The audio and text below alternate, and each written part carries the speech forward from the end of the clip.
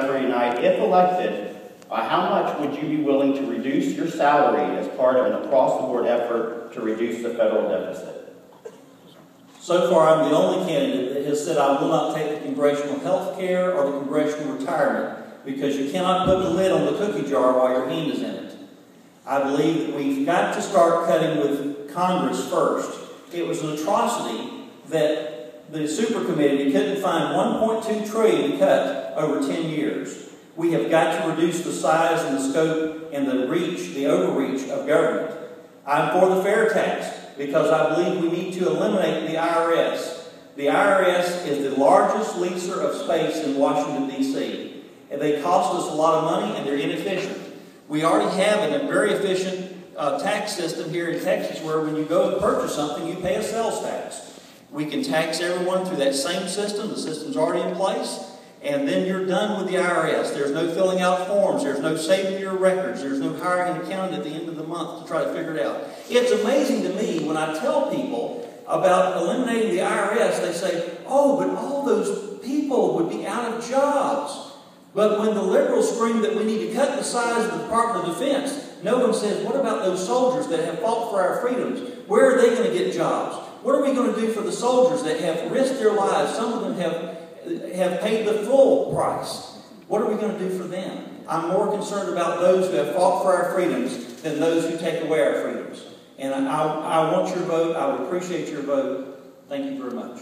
Thank you, Mr. Gay. Mr. Gonzalez, you and I, as you mentioned earlier, have something in common. We're both the sons of Cuban immigrants. Actually, you are a Cuban immigrant who came to this country at the age of 7. With that background, as Congressman, what would be your position on dealing with the 12 million illegal immigrants currently living in the United States? Great question. We have 1,957 miles of southern border between the United States and Mexico. We have 22,000 border agents. What I propose to do is a 4-prong attack. First of all, I'd like to reallocate some of the 22,000 border agents and triple those border agents on the southern border. This is not only an economic issue, it's a jobs issue, but it's also a national issue because of the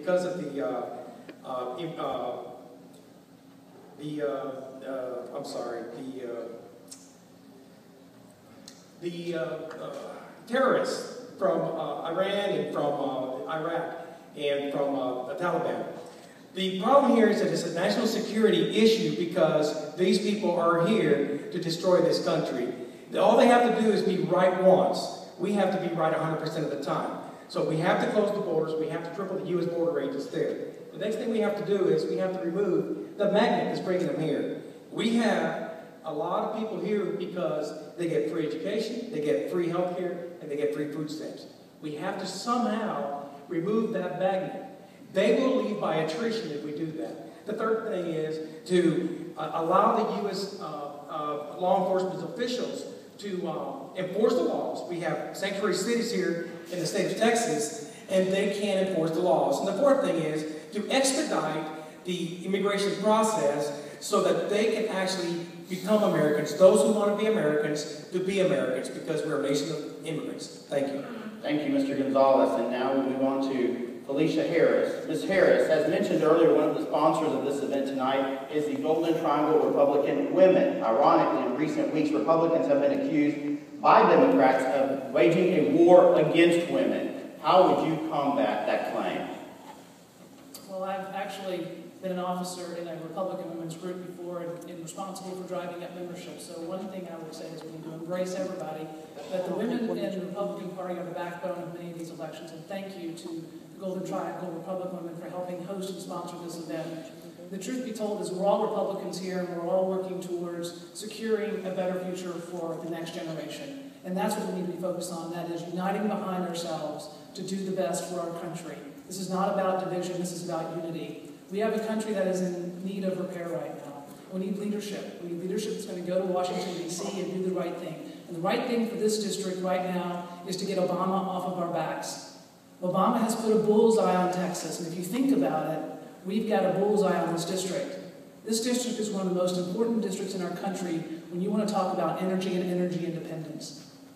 Most of the oil and gas, a good portion of the oil and gas that is brought into, out of the ground and put into refineries, much of it comes right here to this district. And that produces gasoline for our cars, that helps produce specialty chemicals for things like plastic milk jugs and plastic detergent bottles, crayons, ink, those sorts of things. This district is critical to our daily lives, and it needs a leader. It needs a leader that understands that and is willing to fight to get the government off of our backs, to get Obama out of our lives, and to make sure that we have the best future possible, and the next generation of Americans gets to live the American dream, gets to live the American dream with as much hope and opportunity as possible. Thank you. Thank you, Ms. Harris. And now we move on to Mr. Sargent. Mr. Sargent, do you think past political experience or experience in the private sector, which of those experiences would better qualify someone for the congressional seat? You want Mr. Sargent because you're not going in order? You're skipping around? We're skipping around. No problem. No surprise. Keeping the audience awake. I just didn't know if you got out of order. In my case, it's political background, the background on the Hill. I worked for 2 congressmen, one of whom was on the Energy and Commerce Committee. I did the legislation for that member on the Energy and Commerce Committee. If I was elected to Congress, that's the one I'd like to sit on, because that has a major impact on what we do here, not only in the area of energy, but also in the area of health. If we're going to try to get rid of Obamacare, that's the place to start, because that's the committee of jurisdiction. I also worked for Jesse Helms for a period of time before I went to the Department of Commerce and handled international trade legislation for the Department of Commerce. So I know what I'm getting into. I'm the only person in this race who has never run for office before and has that background. No one else does. I don't think most of these people here have any idea what they're getting into. I have. I worked with Jack Kemp when I was up there. I worked with a lot of different members. I also had to deal with Nancy Pelosi one-on-one. I can tell you it was not a fun experience, but I did. And so I understand what the pitfalls are. I understand what to try to avoid. I don't know what else to say. I mean, bottom line is that experience counts, integrity counts. I'm tired of people making decisions based on what the polls say or what the newspaper says. We need to do what's right, tell the truth, and stick with it. Let the chips fall where they may. That's what we need to do, and that's what I would do if I was sent to Congress. Okay. Thank you so much, Mr. Sargent. And now we go to Mr. Truncale. With our current economic situation, should the United States end all foreign aid, even to allies like Israel?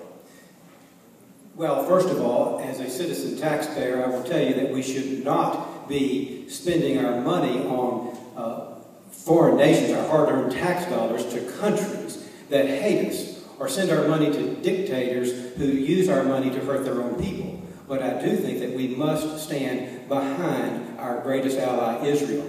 Now, I do think that we must approach all foreign affairs matters from the standpoint of strength. And that includes economic strength in addition to military strength. And let me tell you what I mean. We need to have energy independence in this country.